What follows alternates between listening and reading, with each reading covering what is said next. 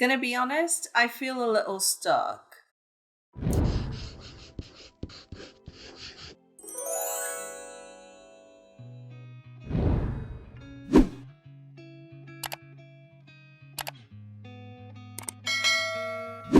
So, it's been a while since we've done a mindset video, and today's topic is one I've been putting off for months now. You see, lately I've been feeling like I'm in a state of limbo. Like there hasn't been a significant improvement in my art or subscriber count, which objectively is not true. The quality and numbers are still going up steadily, but my brain is just not able to see it, and I feel all weird and wonky. This came up a while ago on Discord, where we were talking about how sometimes our art just feels weird and off, or wonky to be more specific, and ever since then I've wanted to make this video for you guys, and today is finally the day.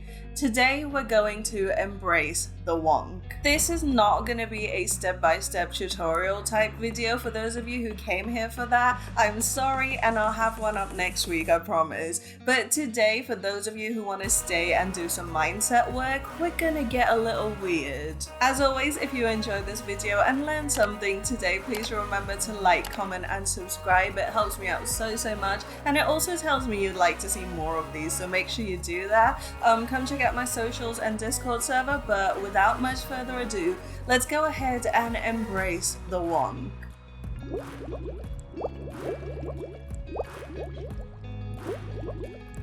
Right, so I don't know if you guys can hear the rain outside. It's been heavy pouring all day. I will hopefully be able to get rid of it in post, but if I don't, we're gonna pretend it's the ambient noise, okay? So, like I said in the intro, I've been feeling awfully stuck lately. Maybe it's just the rainy, gloomy weather where I live, but I keep falling into the pit of thinking nothing new is gonna happen. Like my art, my channel, my content has peaked and it's never gonna get better than this. But at the same time, this is not even a fun or exciting place to be forever. And I feel like a lot of you guys have to sometimes deal with this feeling as well. It's like no matter what you draw or paint, there is no inspiration to go beyond your comfort zone and try something new. So you end up painting the same old and then feel awful because it is the same old, and rinse and repeat. To tell you the truth, I think the last completely original painting that truly felt like a breakthrough was probably this one, which was my first painting of this year back in January. And maybe it was because I hadn't painted in 2 weeks, or because I was so hyper inspired from starting the Meds Map course, but it truly felt like stepping into a new paradigm of painting. And I've been desperately trying to recreate that feeling and failing at it. And I think there are two big reasons for this, which is what I want to talk about today before we get into how to fix it. The first is, of course, perfectionism. Now, this is a word that gets thrown around casually, and honestly, it is even seen as one of those perfect flaws to have. Like, you know, people who, when they're at a job interview and the interviewer asks what they think their weakness is, and they say, "Oh, I'm a perfectionist, I work too hard," like pretending to have a flaw that would actually benefit the firm that they work for. The term perfectionist has been distorted to just describe someone who pays attention to detail or just goes the extra mile to get results. But to be honest, I personally think that true perfectionism is definitely not an asset and is in fact an anxiety trait or a trauma response in some cases. It is the habit of placing all of your self-worth in the outcome of your situation and feeling like pure hot garbage if you don't get the exact results you hoped for. Perfectionism is getting really upset if it takes half a minute longer to finish the project, or hating yourself for being late because the trains ran late. It's taking far too much responsibility for things that you really can't control.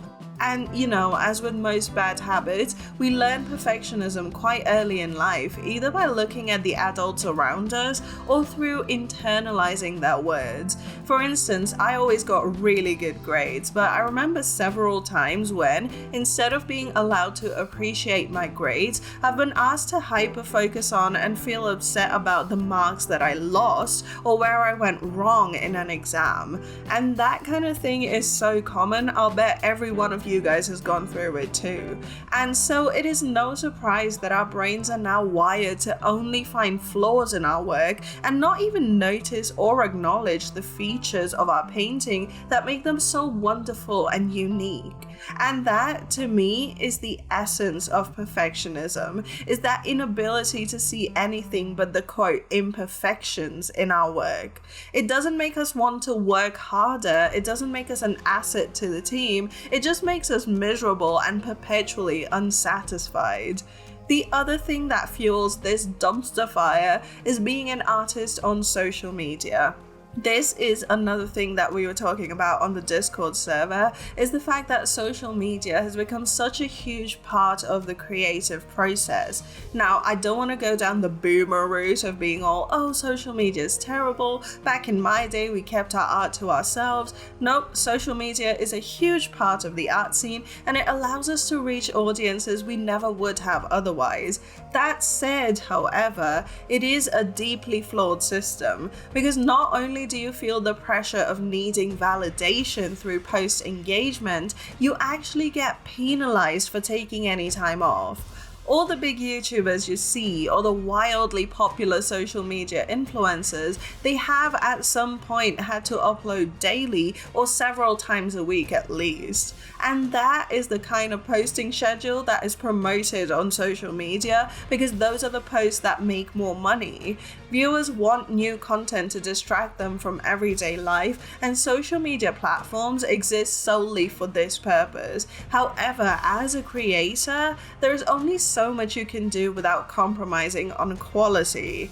And you don't have to be a massive creator with like 1 million followers to feel that burn. In fact, I'd say it is in the early stages that you really feel the pressure to post daily in an effort to establish some kind of following. And it's not like any random image gets you up on the algorithm. It has to be really visually stunning in order to generate engagement. Between this and perfectionism, my mind feels a bit like alphabet soup, you know? And I could sit here and tell you it's gonna be okay someday and that I'm here for you. And while that is all true, it is not helpful in a practical sense. I have good news though, and that's that there is a simple fix to this feeling. You want to change how you assess your success. Sounds abstract and complicated? Allow me to explain. When you're working a 9 to 5 or when you're in school, there is a huge emphasis on performance reviews. You take tests that give you grades, you make money for a firm that gives you promotions. There is some way to climb up a ladder of success, something quantifiable that you can measure in a standardized way. But with something like art or music or writing or anything creative, it is a lot more abstract, a lot less quantifiable. There is no standardized set of universal rules as to what makes good art, no proverbial ladder to climb.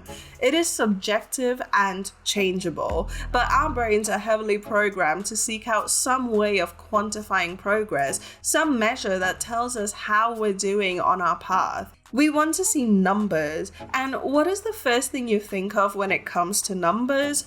Likes and followers. Your instinct is then going to be that the more likes and followers you get, the better you are at art.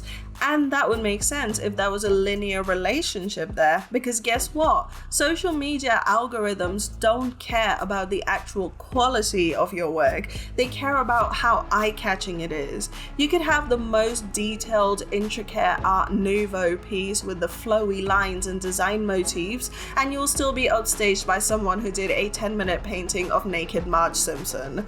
One isn't necessarily better than the other in an artistic sense, but one of them definitely has more of a shock value.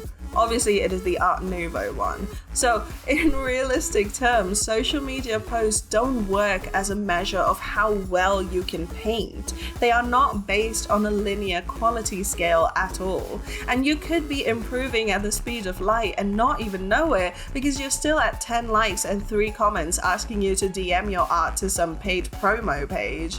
No, we want to actually redo our measure of improvement so it is more personal. And the way to do that is by quantifying our own personal art goals.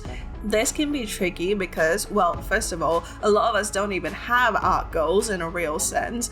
I'm not talking about looking at some of our favorite artists and going, damn, that's goals. I mean in the sense of skills we want to master. Like, one of my goals is to learn to enjoy line art. Another one is to practice dramatic lighting. I didn't even know I had these goals until I sat my butt down one day and wrote them on a piece of paper. So I want you guys to grab a pen and a notebook and write down every one of your art skill goals in a checklist of sorts. This could be your basic skills like understanding color theory or learning perspective, or these could be more advanced like learning to render materials or making your own custom brush pack.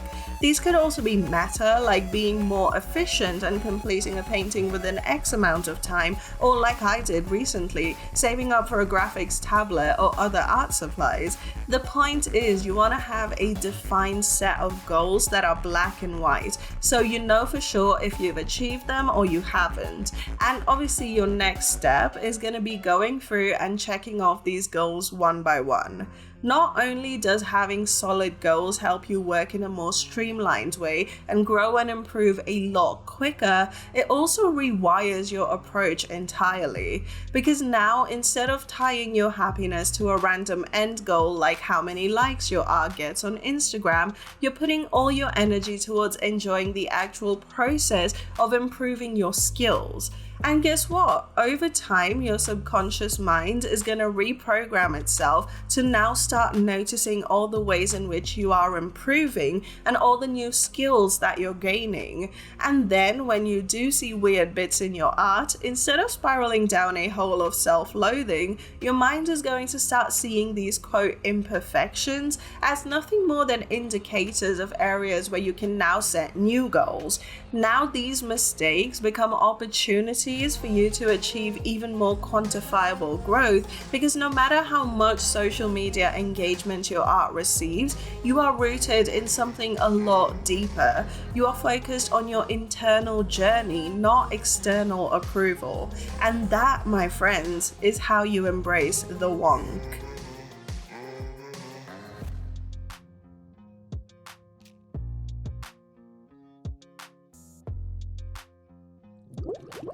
At the end of the day, the only thing that really matters is why you are creating. Once you know the answer to that, you realize that you are no longer chasing the end product, but rather the joy in the process. So I hope you guys have enjoyed this little mind-opening sesh. This felt like one of those videos that just demanded to be made. Sometimes I feel like I am forced to embody certain emotions and feelings so that I can turn them into content, because the second I finished writing the script for this, I felt a surge of inspiration again.